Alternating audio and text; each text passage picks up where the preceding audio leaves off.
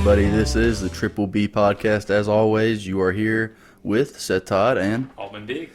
What number is this? This is wait, because we'll 12? have I think 12. Yeah. Yeah. Man, time flies. Dude, and then we've got a heck of a lot more listeners and just support from y'all. It's been awesome. Yeah. People, when you repost it and your friends listen to it, we appreciate that so much.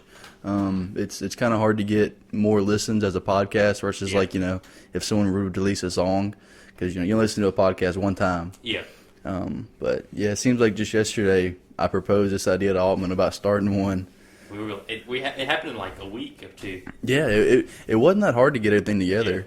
Yeah. We finally got our some international listens from if you're out there listening from anywhere in the U.S., thank you so much. We appreciate it. We never thought it'd make it that far. Yeah.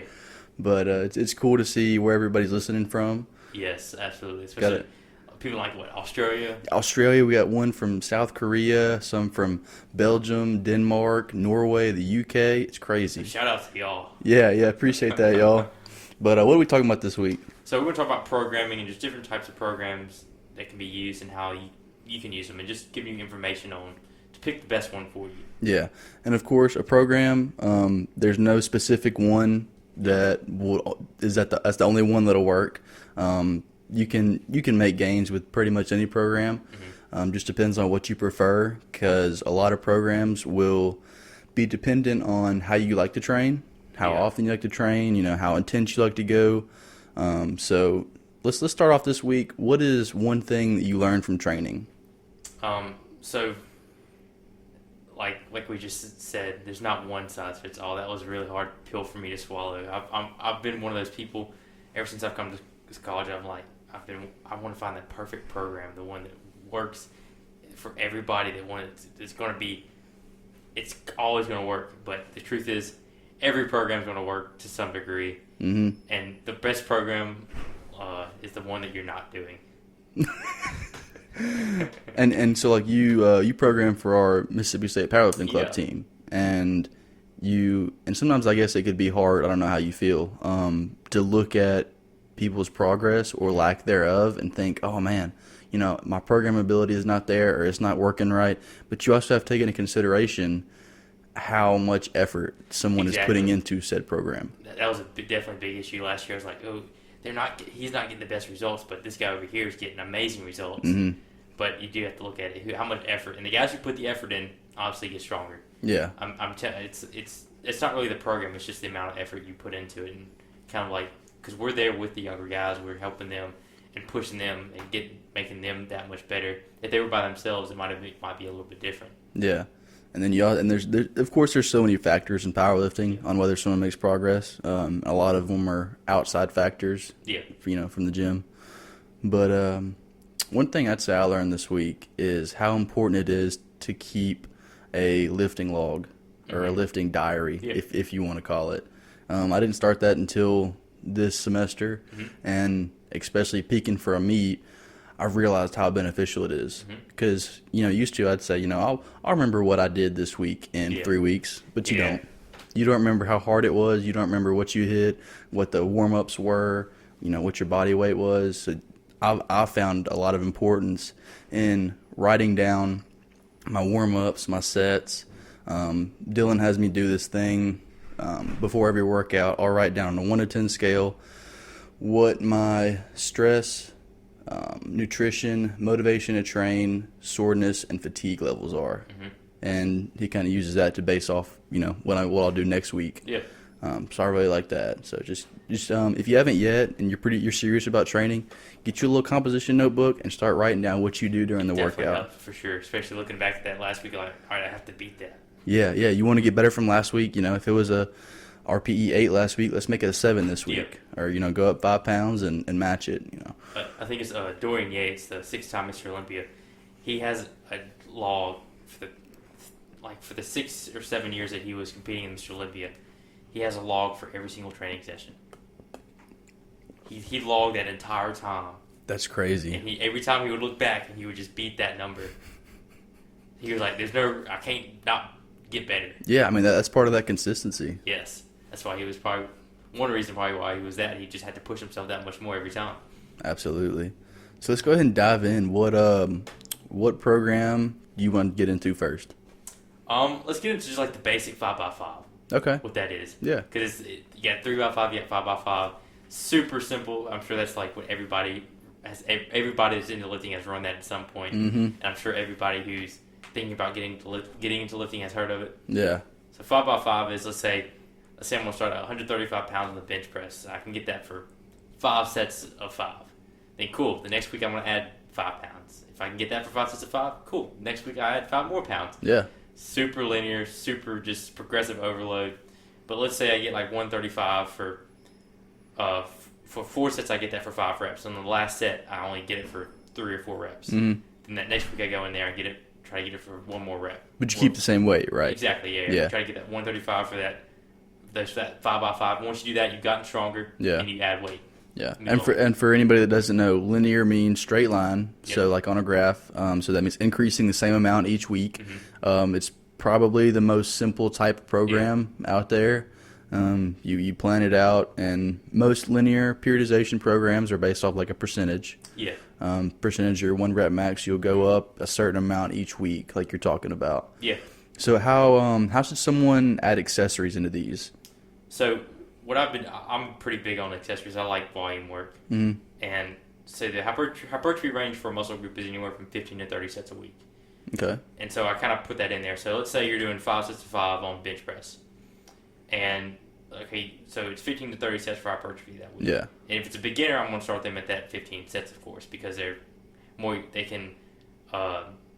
as used to the stimulus, so they're going to grow a lot more. But someone like you might have to have 30 sets a week. So 5x5 on bench press, that's 5 sets right there. Then I might pick 2 or 3 more exercises that are 5 sets, 3 to 5 sets, and then of course if I have less sets on the accessories, I'm going to add maybe more accessories. But I like to keep it just 2-3 accessories, maybe even just 3 or 4 lifts that entire session. Yeah. Just so you can focus on those, and just focus on getting better at those. I don't see the point in doing 5, 6, 7, 8 exercises. I think that's pointless. Yeah, there's no reason to spend 2.5, 3 hours in the gym. Yeah. If you can get your main work done and then get your 3 to 5 accessories done in that time span, they're just optimizing your workout. Yeah, like you can do it both ways, but there's no way you can train hard enough on every single, like if you have a 40 set workout, a 40 working set workout, there's no way you can train Exactly. super hard. If you have just like say 10 or 15 sets, that's all you have to focus on. Yeah, you can probably do that. Yeah. Focus on a lot more. Because having too many sets, you're either, because I remember this from football, we would have like a ridiculous, like a main movement, probably 5 or 6 sets of that. Yeah. And then probably 6 to 8 supersets of accessories. It was ridiculous. 3 to 4 sets of each. Yeah. That's just too much. Yeah. Because either A, you're going to slack off in the beginning exercises so you can save gas for the last ones, or you're going to go all out on the first few accessories and then you're not going to have enough in the tank for the last ones. Yeah, exactly. So it's figuring out what you can do and how much you can do. That's what, like I said, for a beginner, you might start with 15 sets a week for every single body part. Mm-hmm. So back would be like a row, pull up, and maybe some type of other row. Then you might add a bicep exercise in there, maybe. Pretty big on compound lifts. One of my favorite strength coaches, Charles Poliquin, says that your program should be 70% compound lift, and then the other 30% should be just isolation movements. Yeah, as far as volume goes? Yeah. Okay. And because the more muscle used in a lift, the more growth hormone, testosterone, and everything's going to be used. Yeah. The more it's going to be not excreted, but just more of opened up in the body, so to say. So it's going to allow you to grow more, and because the body's made to move multiple joints at once. Yeah. If you think of like picking up a rock or something like we did in the caveman days, your body's made to move, use multiple joints at one time. Yeah, that's just what a compound movement is. Exactly. Is the squat, bench, and deadlift, and I guess you get those shoulder press in there. Yeah. Just a movement that uses multiple different body parts. You're not isolating one single thing at a time. Yeah. Like curls, tricep push downs, those are really isolation exercises. Even though, if you're doing something like pull-ups, you're going to use more than just your back and your lats, but it's really isolating that. I'd say it's a pretty big compound movement, though. Yeah. Like, especially if you're a beginner, like chin-up, I think is one of the most bang-for-your-buck movements you can do. Absolutely. Like, that's grip strength, lats, back, biceps, like, forearms, everything. I said in one of my classes one time, I was like, oh, you don't need to do curls. I think it's a waste of time. Just do a bunch of chin-ups. Yeah, those body weight movements are really underrated, I think. Oh, dude, for sure, absolutely. Like, once you can do 12 reps or 15 reps on pull-ups, you're getting a lot better than most people. Especially just think about what you can do 30 reps. It's pretty strong. Yeah, yeah. It's very strong. I can deadlift 500 plus, but I can't do more than 10 pull-ups. You gotta get your pull-ups in there. We gotta fix that. Exactly. Yeah. So, which one of your favorite programs that you like to do? I really like the linear periodization program. Mm-hmm. So that's like it said, it's a really going up by a consistent amount each week, and that's really broken down into 4 phases. And you can do it for however long you want. 8 weeks, 12 weeks, 16, whatever. Just break it down into 4 parts. So you have your hypertrophy phase, and that's really stimulating your muscles to grow. So lower weight, higher rep sets between 8 and 12 reps. And that's, like I said, stimulating your muscles, getting it to grow. And then after that, there's a strength phase. And the strength is you drop the reps a little bit and add more weight. So that's usually between 5 and 8 reps. So that's using the muscle that you built in the hypertrophy phase and using that to assist in your compound movements, Using that work capacity. Exactly. And so after the strength phase, you go in and you have your power phase. And if you're a power lifter, this is extremely important because in a meet, the goal of powerlifting is to perfect 3 movements. Just you can do it one time. Yeah. So that's what the power phase is. It's really going from strength and becoming more precise and doing sets of like 1 to 3 reps. That's very, very specific. You can really focus on the technique more because you've already built upon the muscle that you've grown in the hypertrophy and strength phase. And so I wouldn't recommend doing the power phase for more than 4 or 5 weeks at most because, as you probably know, when you go down in reps, your intensity needs to increase. Yes. Because, if you think about power as like out of 100 and you have a set of 10, 100 divided by 10 power per rep. It's a simple way to think about it, but, and then you go down to, say, 1 rep, well, you've got to use all 100 power on that 1 rep. Yeah. It's dumbing it down a lot, but... No, that's perfect. Yeah. And so after that power phase of, 4 to 5 weeks, there's a recovery phase because you got to recover. Oh, for sure. So doing, light stuff, stretching, or maybe just, take a week or 2 off the gym, period. Yeah. Because, your body has to recover. For sure, absolutely. So that's really, I like that one for beginners. It's really simple. And that's more a percentage-based program too. Mm-hmm. And percentage-based programs, that's like a group that has a lot of programs under it. Yeah. Because like different programs can be a certain way, but also be based off a percentage of your 1 rep max. Mm-hmm. So I like that one. What you got next? So I'm gonna add on to your linear periodization. Yeah, go for it. So if let's say like it's the first week and you're doing like, let's say you do a top set of 12 and 65%, 70%, and then the next week you could do like 11 reps or 10 reps and a little bit higher. So it's just you get, like you just said, you go up in weight but take the volume down. Yeah. So it would be like 12, 10, 8, 6, 5, 4, 3, just super, and there's hypertrophy ranges like you just said, like in the 8 to 12 rep range. And so the next one I'd like to get into is 5-3-1. Let's talk about Jim Wendler's, the infamous 5-3-1. I know we both probably had a little bit of fun with this one. Super simple, super easy. Again, this is where I got like just doing like 2 or 3 movements from. And he made this to be a simple program. Yeah. You start off the first month or mesocycle that you're doing. You're doing 3x5 on the main movement. So ideally, like 4 times a week. 1 squat, 1 bench, 1 deadlift, and 1 shoulder press. Yep. And it's just 3x5 for that first week. Going into the second week, 3x3. Or how many ever weeks you want to use for that rep range. Oh, But absolutely. I really like it. On his programming, I'm pretty big on the full body stuff. Instead of just splitting it up, doing like a full-on push day or full-on pull day. I especially like it for beginners. There's been research to show that like 9 sets a week is pretty good for a beginner, and doing those multi-joint movements, like and doing more of a full body day is more beneficial for him. So, if it was me, I'm gonna stick with say I might do a bench press for the first day. I might do a bench press, then I might do a goblet squat, then I might do a chin up. Yeah, just something to mix it up. And then if I'm doing like a squat day, I might prioritize the squat. Then I'll move into prioritizing the back, and then I'll do like a push up or dip for the third. Yeah. And a lot of people have this misconception that on whatever day you're doing, so let's say it's a squat day, that you only do legs. Yeah.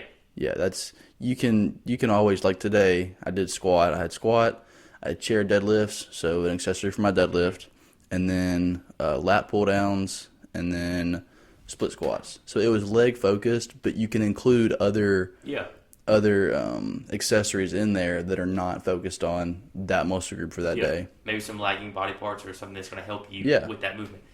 We failed to mention what 5-3-1 actually is, how it's set up. So you do 5 reps at 85%. Okay, yeah. 5 to 8 reps at 85% the first week. Yeah. And that's all you do. You work to a top set of that. That's it. And the next week is going to be 90% for 3 to 6 reps. Mm-hmm. And once you can get that weight for 6 reps, you've gotten stronger, so you add 5 pounds. And then the last week is going to be 95% for 1 to 3 reps. Mm-hmm. And once you can get your 95% for 1 to 3 reps, that becomes your 90% basically. Yeah. And so he has it set up to be a super slow progression over a long period of time. He's big on just slow progression, and you don't have to lift super maximally to get stronger. He's pretty big on taking 90% of your 1 rep max and using that in the program and just slowly building it up over time. So you might after the meet, you might have like, so you squatted, for easy math, let's just say you squatted 100 pounds. Mm-hmm. So you take 90% of that, 90 pounds. Yeah. And it might take you from 3 to 5 months to get over where you were. But then you do the meet again and you squat 130, 150 pounds. Mm-hmm. So it's just getting that technique down, small little progressions over time. Yeah. So, and once you can get more than those 5 reps, those 3 reps, those 1 reps, you just add 5 pounds the next month. Mm-hmm. And then in all these programs, you can repeat. Yeah. Like if it worked for you and you actually followed through on the program and you gained strength, do it again. Yeah. Why wouldn't you? Yep. Shoot, yeah. I've kind of been like with the powerlifting team, I've been using kind of like the 5x5 and 5-3-1 mixed together. Really? So I'd start out with a 5x5 the first week, and then the next week's going to be like a 5x3. Yeah. And you work up to a top set of 3. And then the last week's going to be a 5x1. And you work up to a top set of 1, something that you haven't done before.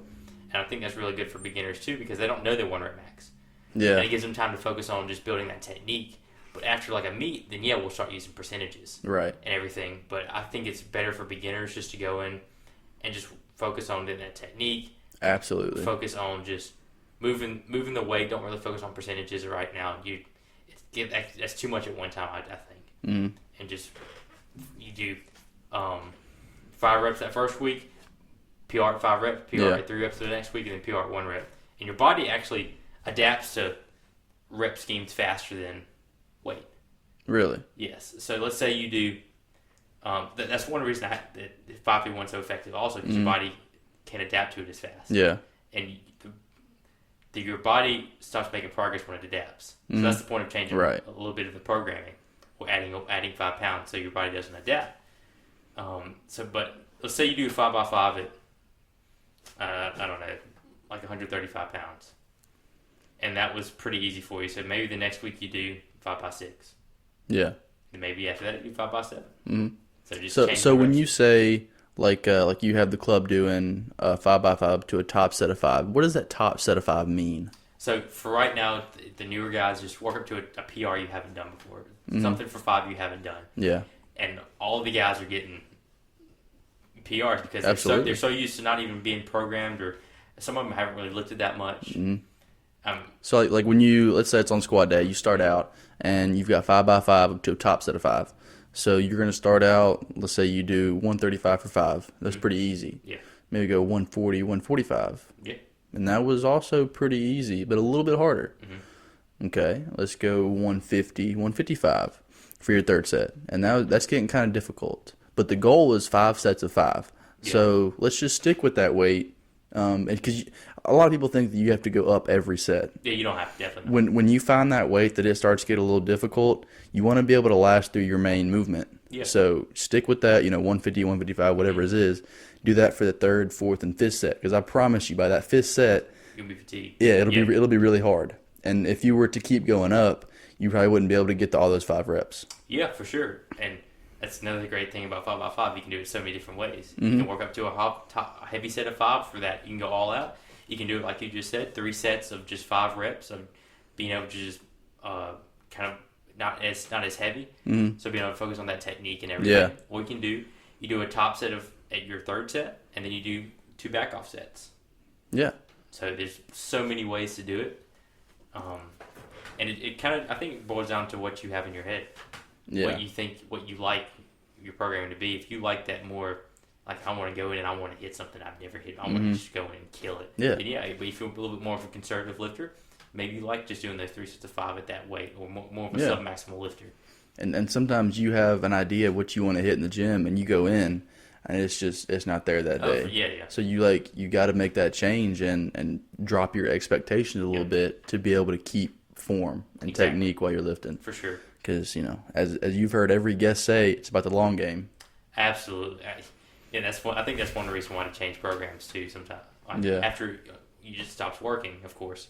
If it's working, keep doing it. Right. But after a while, your gains are going to slow down, and then when you switch to a new program, you'll be like, "Oh my gosh, this new program's amazing." Yeah. Well, the reason it's amazing is because your body's not used to it. Exactly. It's new stimulus. Exactly. It's new stimulus.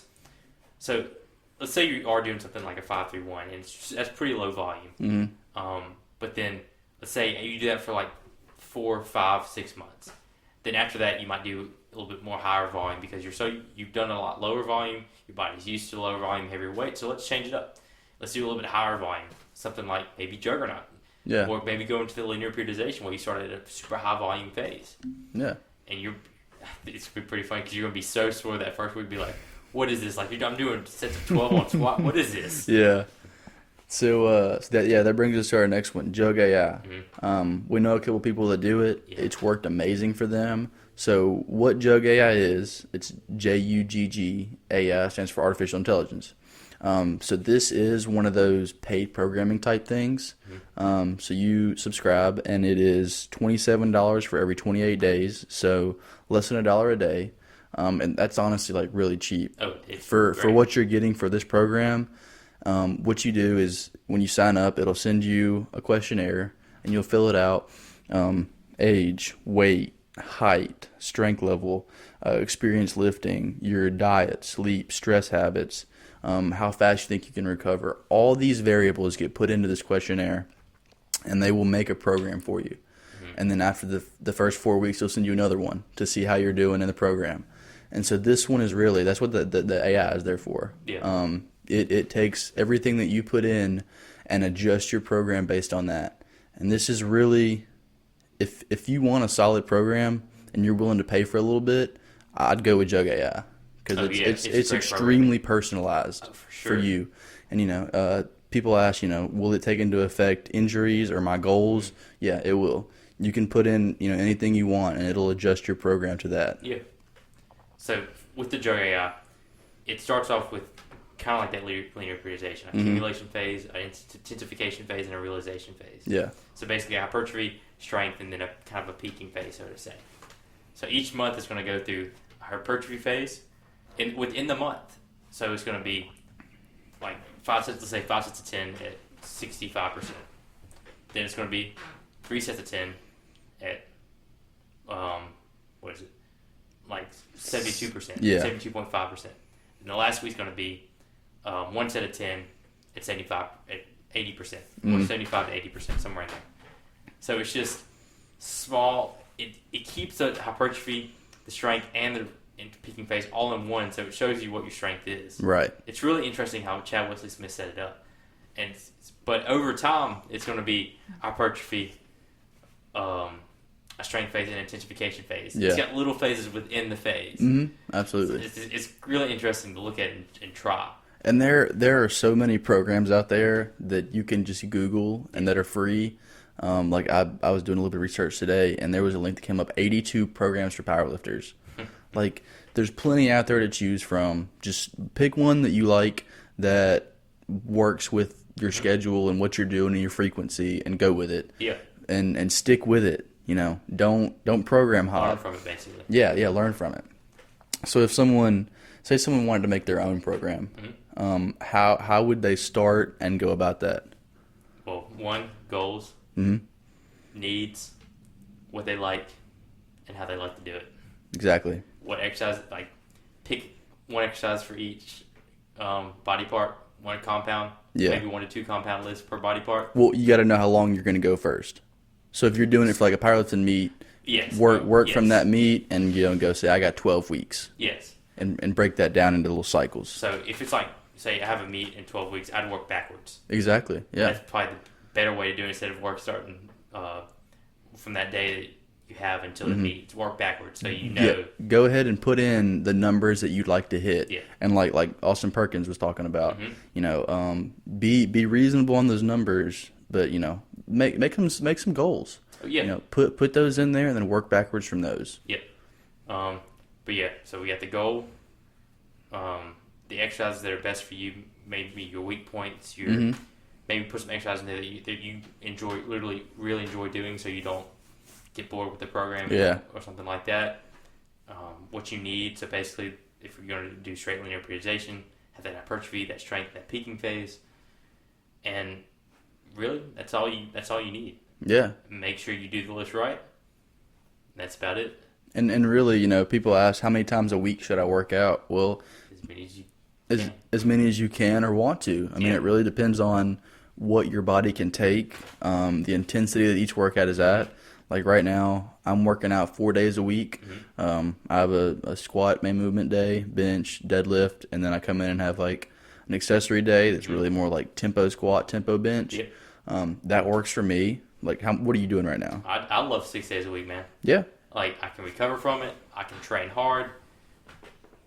And I love to train, so why not? As long as you can recover from it, that's a pretty good training program for you. Yeah. So that's when you just have to experiment and figure out what you like. I've Exactly. done 3 days a week. I've gotten great results from 3 days a week, great results from 4 days a week, 5 days a week, 6 days a week. Yeah. I do encourage having at least one rest day in there, so your body does have a little bit to recover. That's pushing it 7 days a week, because you don't realize it, but 7 days a week, 2 weeks, 3 weeks, 4 weeks, that's 21, 28, 35 days of straight training. Yeah. Your body's not going to be happy with that. No, absolutely not. And there's a bunch of science that says, no, you don't have to train 6 days a week. You can just do 3 days a week. That's plenty. Yeah, you could. And the science might be right. But you know what? I like to train 6 days a week. And your body can handle it. That's what matters. You build your work capacity. Exactly. You look at like Arnold and them, they worked out twice a day for 6 or 7 days a week.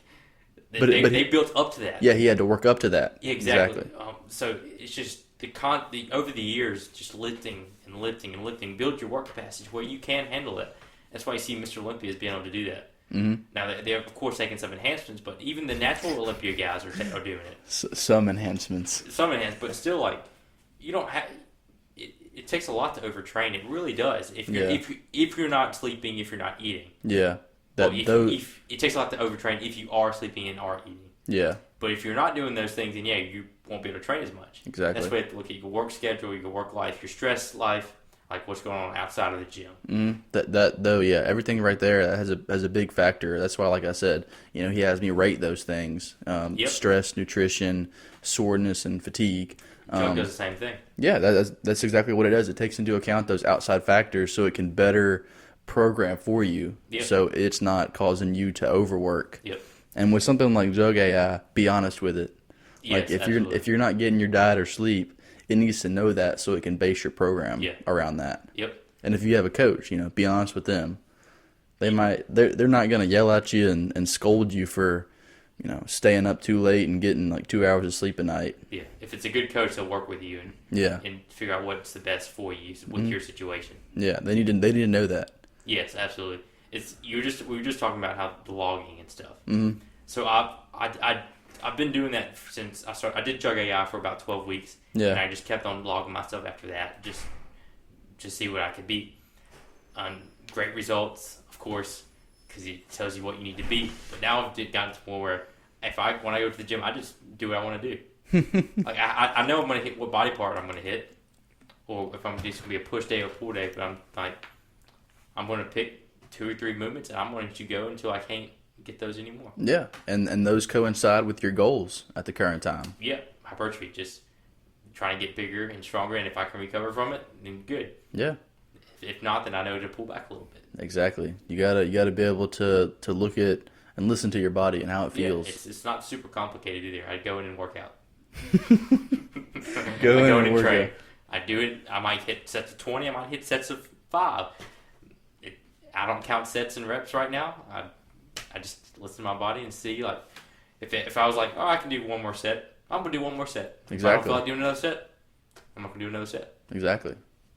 But you know what your body can do, and you listen to your body. Yeah. Over the past 2 years, I've been figuring out what is the best way and everything. So yeah, I've gotten a little bit better listening to my body. Right. But as a beginner, it'd probably be better for you to do some type of program so you can figure out what works for you, and you can take a little bit from that program and use that, and then do another program, take a little bit from that, then use that. So my training has just been, over the years, just constant, figuring out what works from this training, what works from that training. Yeah. I'm sure the same thing's for you. Absolutely. You just find what works for you, keep working on that, and stay consistent. Yeah, absolutely. As you've heard every single guest say. Yeah, stay consistent, stay injury-free. That's right. Injury-free, that's a big thing. Yes. Don't be an idiot. Don't train like an idiot. Don't ego lift. Yeah. I mean, it's okay to ego. I think it's okay to ego lift sometimes. Yeah. As long as you have pretty decent form. But majority of the time, you just got to be safe. So you can do it for longer. Because if you're in it longer, you're going to get the stronger. Yeah.